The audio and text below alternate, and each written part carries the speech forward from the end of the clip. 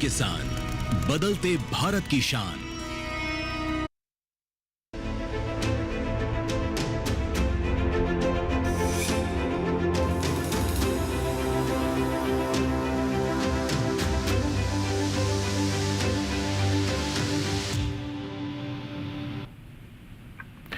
नमस्कार, आप सभी का स्वागत है। मैं हूं राहुल। आप देख रहे हैं दूरदर्शन किसान। इस पर लेकर हाजिर हैं हम अपना ये कार्यक्रम मौसम खबर। इसमें तमाम पहलुओं पर चर्चा करेंगे। कहां कितना तापमान रह सकता है, कहां बारिश हो सकती है, कहां पर तेज़ हवाएं चलेंगी और पर्यटक स्थलों का हाल कैसा रहेगा। फिलहाल शुरुआत करेंगे 5 बड़ी खबरों के साथ। सबसे पहले आप अपनी स्क्रीन पर नज़र डालें। पहली खबर जो आ रही है आपके सामने उप हिमालयी पश्चिम बंगाल और सिक्किम से है, जहाँ कहीं कहीं मूसलाधार बारिश का अंदेशा है। ये है पहली खबर। अगली खबर का रुख करते हैं बिहार से है, जहां इक्का दुक्का जगह जमकर बरसेंगे बादल। तो बारिश से जुड़ी हुई ही खबरें आ रही हैं। तीसरी बड़ी खबर है गुजरात से, जहां कहीं कहीं हो सकती है भारी बरसात। आगे बढ़ते हैं और अगली खबर का रुख करते हैं। देखते हैं कोंकण और गोवा से है, जहां कहीं कहीं भारी वर्षा का अनुमान है। तो यहाँ पर भी बारिश से जुड़ी हुई खबर। अगली खबर देखते हैं ओडिशा से है, जहां कहीं कहीं तेज़ हवाएं चलने की संभावना है। तो ये है वो 5 बड़ी खबरें जिनसे की है हमने आज के इस बुलेटिन की शुरुआत। और अब देखते हैं कि मौसम का अलर्ट क्या कह रहा है। इसको प्रस्तुत करने के लिए हमारी एआई एंकर भूमि आ रही हैं। आइए देखते हैं।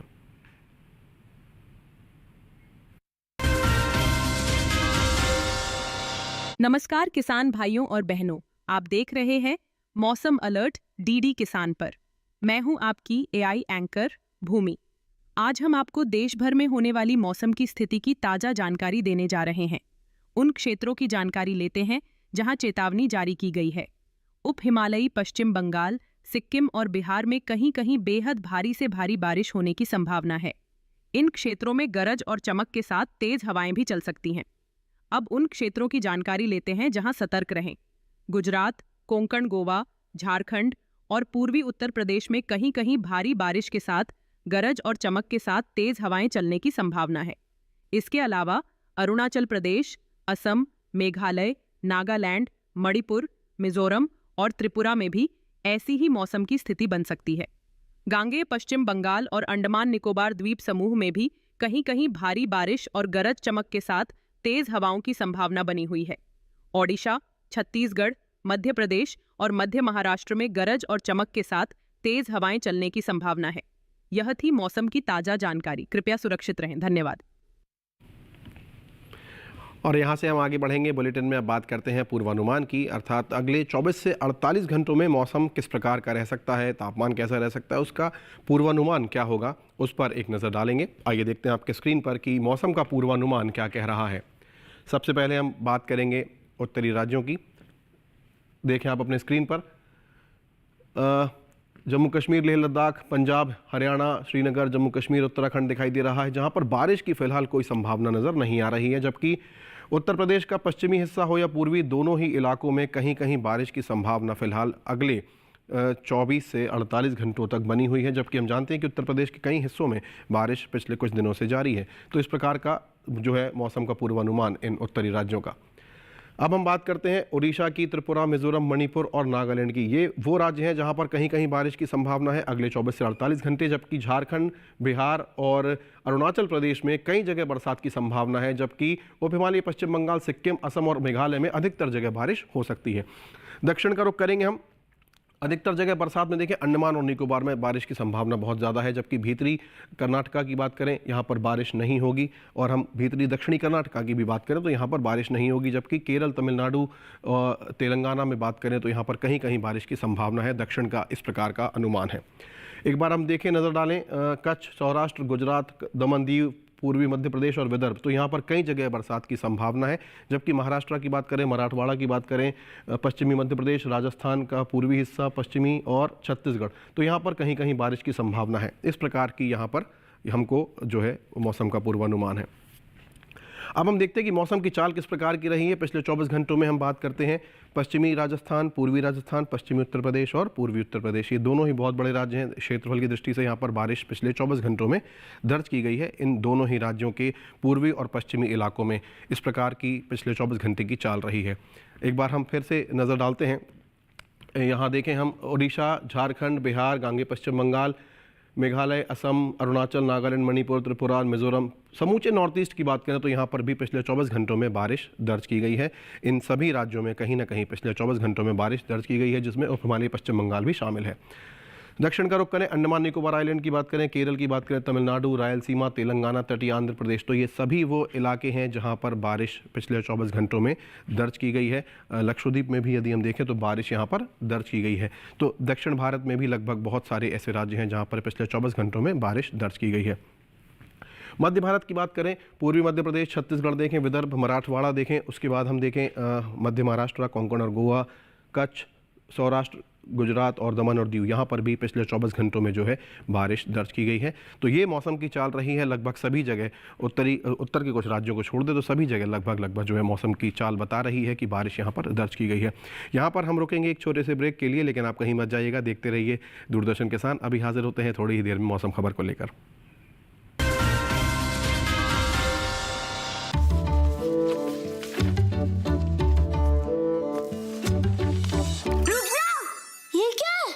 असली नोट ब्रो, ये फटा है। सुन, कते फटे या पुराने नोट को बैंक ब्रांच में एक्सचेंज कर सकते हैं। वाओ, नया नोट मिलेगा। हाँ, जिससे तू हमें पिज्जा पार्टी देगा। RBI कहता है स्मार्ट बनो, कूल रहो।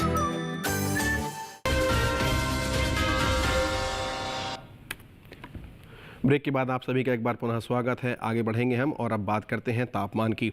न्यूनतम और अधिकतम तापमान की हम यहाँ पर बात करेंगे। सबसे पहले बात करेंगे न्यूनतम तापमान की। तापमान का हाल क्या है, किस प्रकार से तापमान घट रहा है, बढ़ रहा है, सामान्य की दृष्टि से किस प्रकार का तापमान आपके इलाके में है, इसकी गणना हम यहाँ पर आपके सामने प्रस्तुत करेंगे। तापमान का हाल देखते हैं।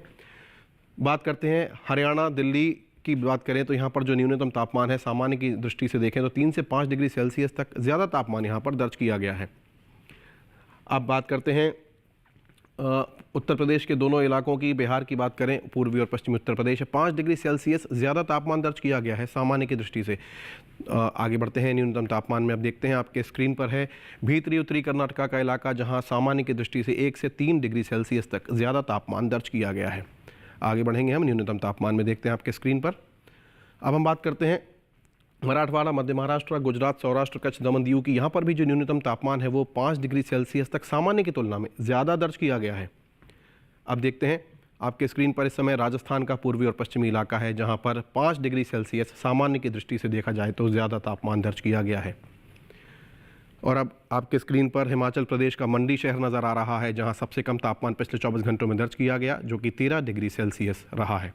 अब अधिकतम तापमान पर नज़र डालते हैं, देखते हैं उत्तराखंड, देवभूमि और जम्मू कश्मीर, लेह लद्दाख, श्रीनगर, जम्मू कश्मीर की बात करें तो यहाँ पर जो सामान्य की तुलना में तापमान है वो 5 डिग्री सेल्सियस ज़्यादा दर्ज किया गया है, जबकि हम अधिकतम तापमान की फ़िलहाल अभी बात कर रहे हैं। अब आपके स्क्रीन पर हिमाचल प्रदेश नज़र आ रहा है, 1 से 3 डिग्री सेल्सियस तक सामान्य की तुलना में ज़्यादा तापमान यहाँ पर दर्ज किया गया है। देखते हैं अब आपके स्क्रीन पर पंजाब है, हरियाणा है, साथ ही राजधानी दिल्ली और चंडीगढ़ का इलाका है। 1 से 3 डिग्री सेल्सियस तक ज़्यादा तापमान सामान्य की दृष्टि से यहाँ पर भी दर्ज किया गया है। अब हम बात करेंगे मेघालय, असम, त्रिपुरा, मणिपुर, मिजोरम, नागालैंड, ये सभी नॉर्थ ईस्ट के राज्य हैं। यहाँ पर भी तापमान ज़्यादा है, सामान्य की दृष्टि से 3 से 5 डिग्री सेल्सियस तक ज़्यादा तापमान दर्ज किया गया है। और अब आपके स्क्रीन पर देखें, तमिलनाडु है, पुडुचेरी है, यहाँ पर अधिकतम तापमान 3 से 5 डिग्री सेल्सियस तक ज़्यादा दर्ज किया गया है। अधिकतम तापमान में एक बार फिर नज़र डालें, तमिलनाडु का मदुरई शहर नज़र आ रहा है, जहां सबसे ज़्यादा तापमान दर्ज किया गया है, 36.7 डिग्री सेल्सियस यहां पर पिछले 24 घंटों में तापमान दर्ज किया गया है। अब एक ग्राफिक के जरिए देखते हैं तमाम शहरों के तापमान का हाल, जिसमें उनका अधिकतम और न्यूनतम तापमान शामिल है। आइए देखते हैं।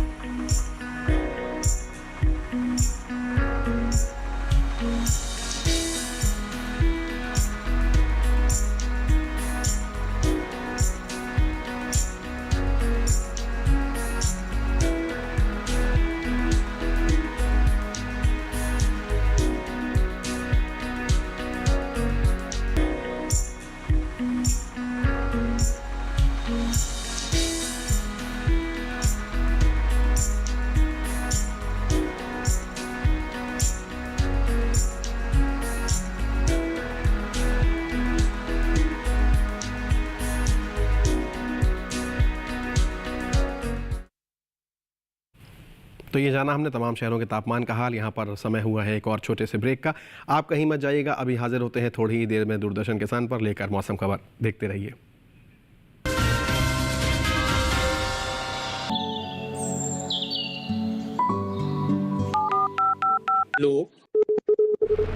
कार्यक्रम के पहले कॉलर जुड़ गए हैं। इस बीच हमारे पास कुछ ईमेल्स भी आए हैं। सवाल पूछिए अपना।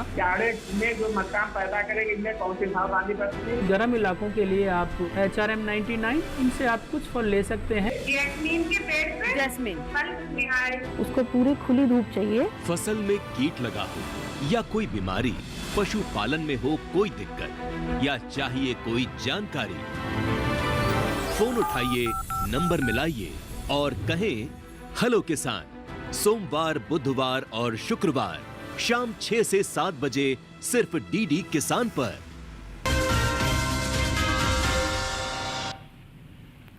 ब्रेक के बाद आप सभी का एक बार पुनः स्वागत है। आगे बढ़ेंगे। इस सेगमेंट की शुरुआत करेंगे AQI से, यानी कि एयर क्वालिटी इंडेक्स। वायु की गुणवत्ता किस प्रकार की है और तमाम शहरों की ये जो वायु की गुणवत्ता है इसे आपके साथ साझा करने के लिए हमारे AI एंकर भूमि आ रही हैं। आइए सुनते हैं।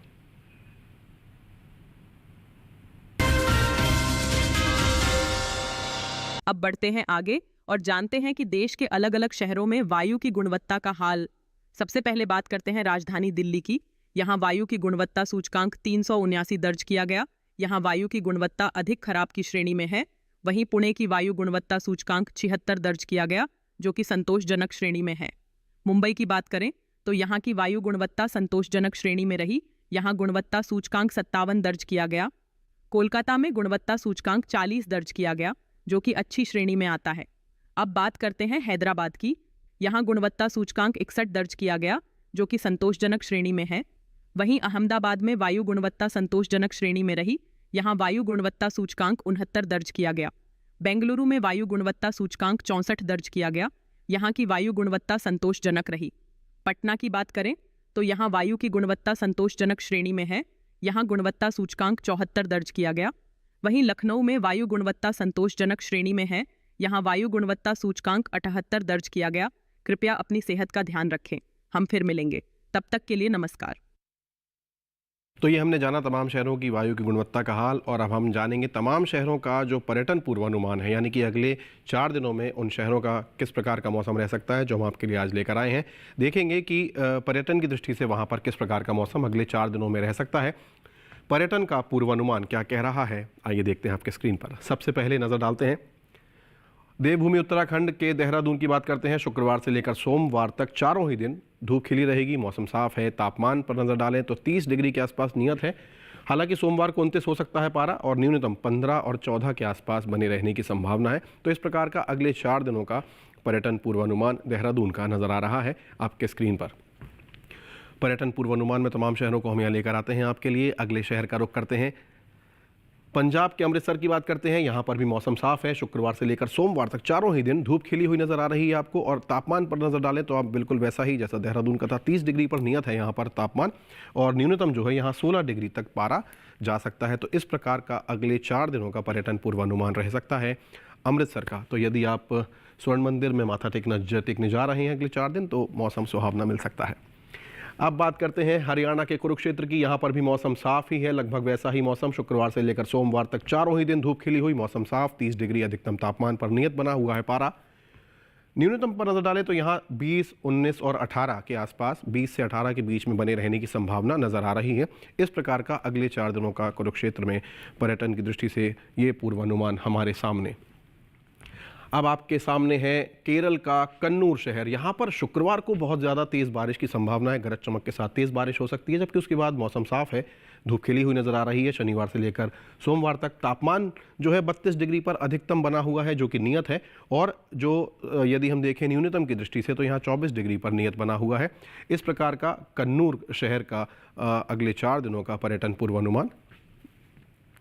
अब देखते हैं गुजरात के अहमदाबाद की बात करें। यहाँ पर जो है बारिश की संभावना बहुत ज़्यादा प्रबल नज़र आ रही है। शुक्रवार से लेकर सोमवार तक गरज चमक के साथ तेज़ बारिश की संभावना है। तापमान 31-32 के आसपास अधिकतम, जबकि न्यूनतम पर यदि नज़र डालें तो 22 से 24 के बीच बने रहने की संभावना है। तो इस प्रकार का अगले 4 दिन शुक्रवार से लेकर सोमवार तक अहमदाबाद का पर्यटन पूर्वानुमान जो इस समय आप देख पा रहे हैं। अब हम बात करेंगे राजस्थान की जैसलमेर की। तो सैंड ड्यून्स यदि आपको जाना है तो शुक्रवार से लेकर सोमवार तक धूप खिली हुई है, मौसम साफ है, तापमान 36-35 के आसपास रह सकता है, जबकि रात के समय जो पारा है वो 22 से लेकर 20 के बीच में रहने की संभावना है। तो यानी कि सुहावना मौसम होगा, लेकिन दिन में थोड़ी धूप आपको लग सकती है। तो इस प्रकार का सुहावना मौसम जैसलमेर में अगले 4 दिन आपको शुक्रवार से लेकर सोमवार तक मिल सकता है। तो ये तमाम शहरों की जो है पर्यटन की दृष्टि से हमने आपको बताया कि अगले 4 दिन किस प्रकार के रह सकते हैं। और अब बात करेंगे हम आज के इस एपिसोड में खेती किसानी की। उसमें आज किस रिपोर्ट पर बात होगी आपके साथ साझा करने के लिए हमारे AI एंकर कृष आ रहे हैं। आइए सुनते हैं। नमस्कार, आप देख रहे हैं डीडी किसान। मैं हूं AI कृष और आज हम भारत के विभिन्न राज्यों में होने वाली खेती किसानी से संबंधित सलाहों के बारे में पूरी जानकारी देंगे। बारिश की संभावना को देखते हुए ओडिशा के किसान फिलहाल धान और खरीफ फसलों की कटाई स्थगित कर दें, साथ ही पहले से कटी हुई उपज को सुरक्षित स्थान पर भंडारित करें।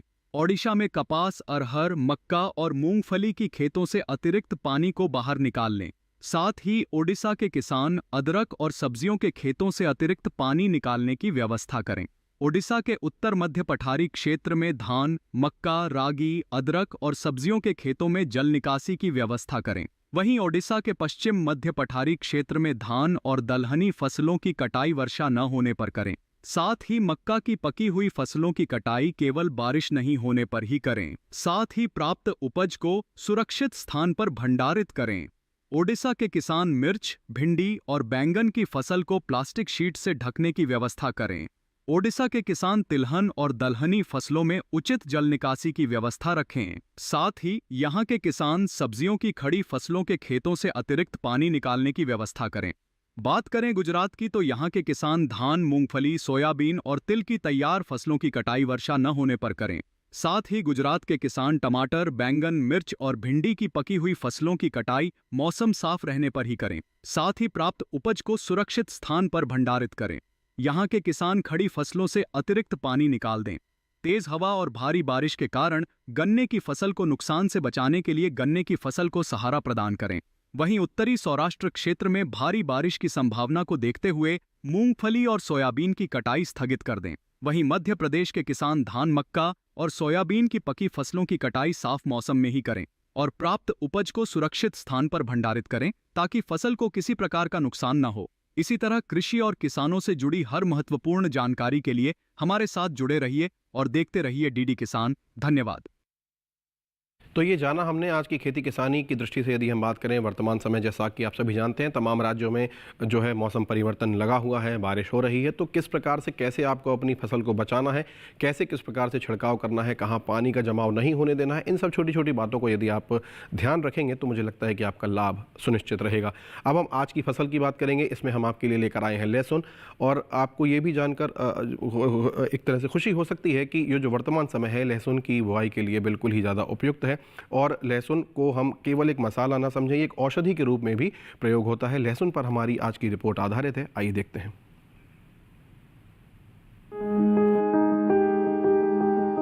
लहसुन वैसे तो पूरे देश में उगाया जाता है। लहसुन रबी फसल में बोई जाने वाली फसल है। इसके लिए ना तो अधिक गर्मी चाहिए और ना ही अधिक सर्दी। दोमट मिट्टी इसके लिए सर्वोत्तम है। उत्तर भारत के मैदानी इलाकों में अक्टूबर और नवंबर में लहसुन की बुआई की जा सकती है। बुआई से पहले खेत को अच्छी तरह जोतकर भुरभुरा कर लें। उन्नत किस्में G1, G41, G50 और G282 हैं। खेत में देसी खाद और फास्फोरस उर्वरक जरूर डालें। बोते समय कतार से कतार की दूरी 15 सेंटीमीटर यानी करीब आधा हाथ और पौधे से पौधे की दूरी 10 सेंटीमीटर यानी चौथाई हाथ से कुछ अधिक और गहराई 2 से 3 सेंटीमीटर होनी चाहिए। क्यारियों की चौड़ाई कम रखें ताकि मेड़ों पर बैठकर निराई गुड़ाई कर सकें और पैरों से फसल को नुकसान ना हो। बुआई के समय खेतों में पर्याप्त नमी जरूरी है। बुआई के तुरंत बाद पहली सिंचाई और फिर 10 से 15 दिन के अंतराल पर सिंचाई करते रहें। फसल पक जाए तो सिंचाई बंद कर दें। खरपतवार से बचने के लिए पहली निराई गुड़ाई 30 दिन बाद और दूसरी 60 दिन बाद करें। साथ ही पेंडामेंथलिन की 3.5 लीटर मात्रा प्रति हेक्टेयर की दर से छिड़कें। लहसुन में थ्रिप्स नामक कीट के हमले का खतरा रहता है। इससे बचाव के लिए मिलाथियन की 1 मिलीलीटर 1 लीटर पानी के हिसाब से मिलाकर प्रभावित हिस्से पर छिड़कें। दवाओं का इस्तेमाल आखिरी विकल्प के रूप में ही करें।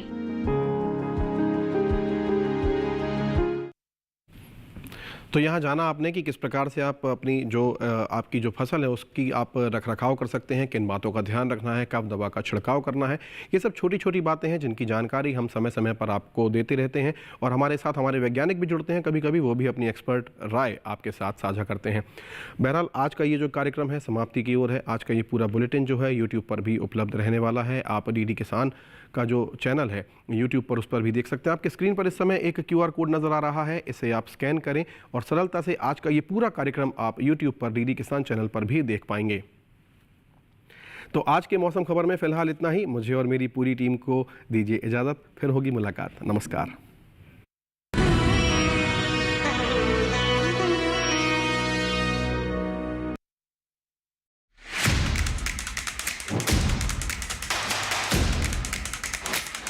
आज खास मुलाकात में खास शख्सियत हमारे साथ इस वक्त मौजूद हैं।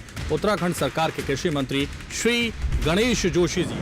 हॉर्टिकल्चर की बात करें तो उत्तराखंड सरकार इस दिशा में क्या काम कर रही है? हॉर्टिकल्चर के क्षेत्र में मैं पूरे विश्वास के साथ कहना चाहता हूं, जिस प्रकार से नई तकनीक का हम प्रयोग कर रहे हैं, हम कश्मीर व हिमाचल के से हम आगे निकल जाएंगे। डिजिटल जो मिशन है उसको कैसे आगे बढ़ाया जा रहा है और प्रमुख लक्ष्य इसके कौन कौन से रखे गए? डिजिटल कृषि मिशन चल रहा है जो किसानों को नई तकनीक से सशक्त करने की दिशा में एक क्रांति है। खाद्य सुरक्षा के क्षेत्र में किस तरह से काम किया जा रहा है उत्तराखंड सरकार और आपका विभाग क्या काम कर रहे हैं? आज हमारी 18 से अधिक फसलों को GI टैग मिला है। किसान मजबूत होगा तो प्रदेश मजबूत होगा, देश मजबूत होगा। देखिए खास मुलाकात उत्तराखंड के कैबिनेट मंत्री श्री गणेश जोशी जी के साथ 2 नवंबर रविवार शाम 7 बजे सिर्फ दूरदर्शन किसान चैनल पर।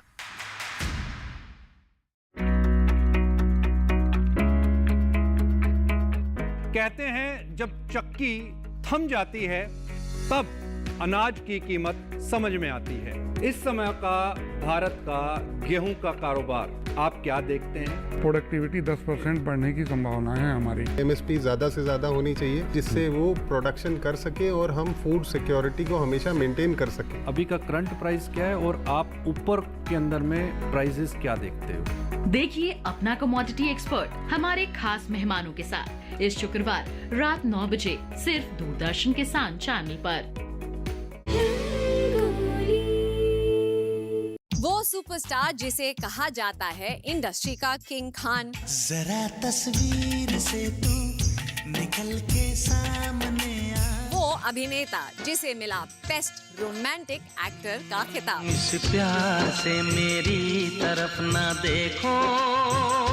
जाने माने एक्टर और प्रोड्यूसर शाहरुख खान की जिंदगी से जुड़े दिलचस्प किस्से। वो यार है जो खुशबू की तरह, जिसकी जुबान उर्दू की तरह। जानने के लिए देखिए रंगोली। जाती हूँ मैं, जल्दी है क्या? इस रविवार 2 नवंबर सुबह 8 बजे सिर्फ DD नेशनल पर।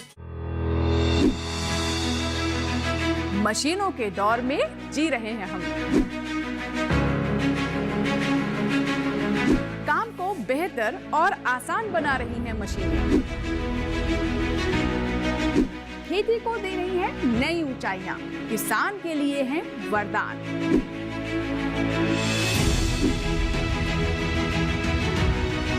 कृषि मशीनरी पर आधारित देखिए हाईटेक खेती शनिवार शाम 7 बजे, पुनः प्रसारण रविवार सुबह 7 बजे सिर्फ दूरदर्शन किसान पर। जब एक हाथ से कई हाथ मिलते हैं तो हम अनेक से एक बनते हैं। FPO यानी किसान उत्पादक संगठन, किसानों का एक ऐसा संगठन जिसमें वो खेती से लेकर उपज को बेचने तक साथ मिलकर काम करते हैं। एक गांव में एक जैसी फसल उगाने वाले 15 से 20 किसान अपना समूह बनाते हैं।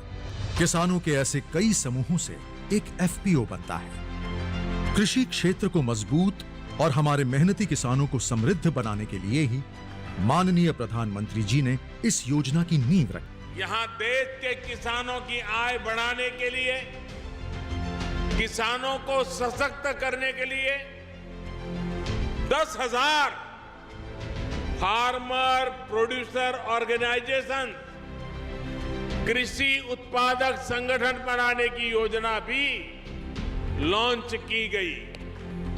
FPO से न केवल किसानों की मोल भाव की क्षमता बढ़ती है, बल्कि खाद, बीज, परिवहन, भंडारण आदि की लागत में भी कमी आती है। एफपीओ के माध्यम से किसान दूसरे बाजारों के साथ साथ ई नाम मंडियों में भी अपनी उपज को सुविधापूर्वक बेच रहे हैं।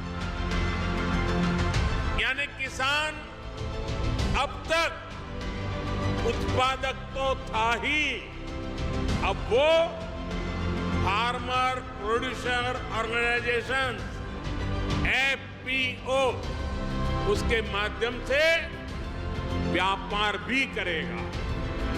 इस योजना में एक ब्लॉक एक एफपीओ को लक्ष्य बनाकर विशेष एफपीओज जैसे शहद, जैविक उत्पाद, बांस, तिलहन, कृषि वानिकी आदि का भी गठन किया जा रहा है। योजना के क्रियान्वयन के लिए कई एजेंसियां कार्यरत हैं। क्लस्टर आधारित व्यापार संगठन यानी सीबीबीओ इन एफपीओ को 5 वर्ष तक processing, packaging, marketing, credit linkage, accounting और ऑनलाइन बाजार से संबंधित प्रशिक्षण और सुविधाएं मुहैया कराता है। इस योजना में एफपीओ को 15 लाख रुपए तक का पूंजी अनुदान और बिना किसी सिक्योरिटी के 2 करोड़ रुपए तक का लोन देने के लिए भारत सरकार द्वारा बैंकों को गारंटी देने का प्रावधान है। इसके साथ ही एफपीओ के संचालन के लिए 3 वर्ष तक 18 लाख रुपए तक की वित्तीय सहायता दी जाती है। इस योजना के अंतर्गत माननीय प्रधानमंत्री जी द्वारा लगभग 1.25 लाख किसानों को 14 करोड़ रुपए का दिया गया पूंजी अनुदान एफपीओ के मिशन को और मजबूती देगा और उनके व्यापार को बढ़ाने में मदद करेगा। सभी किसान भाई बहन भारत सरकार की इस क्रांतिकारी और ऐतिहासिक पहल का हिस्सा बने और एफपीओ से जुड़कर एक उन्नत भविष्य की ओर बढ़े। किसान उत्पादक संगठन एफपीओ समागम पर विशेष कार्यक्रम 31 अक्टूबर 2:30 बजे, 4 बजे और शाम 5:30 बजे सिर्फ डीडी किसान पर। अगर हमें एग्रीकल्चर सेक्टर में रिवॉल्यूशन लाना है तो लैब टू लैंड, जो लेबोरेटरी में खोज करके निकाला गया है वैज्ञानिकों ने, उसको धरती पर उतारना पड़ेगा। विज्ञान से किसान को हम जोड़ना चाहते हैं और इसलिए हम शुरू कर रहे हैं अब आधुनिक कृषि चौपाल। उस चौपाल में हमारे किसान भाई बहन होंगे और हमारे वैज्ञानिक होंगे और वैज्ञानिक किसानों को बताएंगे कि ये वैरायटी गेहूं की है या धान की है या बाजरा की है या ज्वार की है। किसान सवाल भी पूछेंगे और उपयोग करने के तरीके भी उनको बताए जाएंगे। किसान इसका प्रयोग करेंगे अपने खेत में और अपने देश की समृद्धि भी बढ़ाएंगे और किसान भी समृद्ध होगा।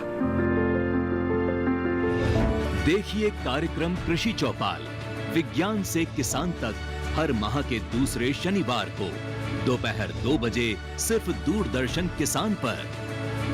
नमस्कार किसान भाइयों और बहनों, आप देख रहे हैं मंडी खबर। मैं हूं आपकी एआई एंकर भूमि। आज हम आपके लिए लाए हैं देश भर की मंडियों से ताजा तरीन भाव। सबसे पहले लाल मिर्च के भाव। केरल की पलक्कड़ मंडी में लाल मिर्च की कीमत रही 18,100 रुपये प्रति क्विंटल। मध्य प्रदेश की बेड़िया मंडी में लाल मिर्च के सौदे 12,200 रुपये प्रति क्विंटल पर हुए। तमिलनाडु की अन्ना नगर मंडी में लाल मिर्च 20,000 रुपये प्रति क्विंटल पर बिकी। अब जानते हैं धनिये के भाव। गुजरात की राजकोट मंडी में धनिये का भाव रहा 6,500 रुपये प्रति क्विंटल। महाराष्ट्र की कल्याण मंडी में धनिये के सौदे 7,700 रुपये प्रति क्विंटल पर हुए। राजस्थान की कोटा मंडी में धनिये का दाम रहा 6,300 रुपये प्रति क्विंटल। अब लहसुन के भाव की जानकारी। गुजरात की राजकोट मंडी में लहसुन का भाव रहा 3,250 रुपये प्रति क्विंटल। हरियाणा की बहादुरगढ़ मंडी में लहसुन बिका 12,500 रुपये प्रति क्विंटल पर। हिमाचल प्रदेश की पालमपुर मंडी में लहसुन के सौदे 9,500 रुपये प्रति क्विंटल पर हुए। सभी भाव आवक और गुणवत्ता के अनुसार हैं। तो ये था आज का मंडी भाव। आप देखते रहिए डीडी किसान। धन्यवाद।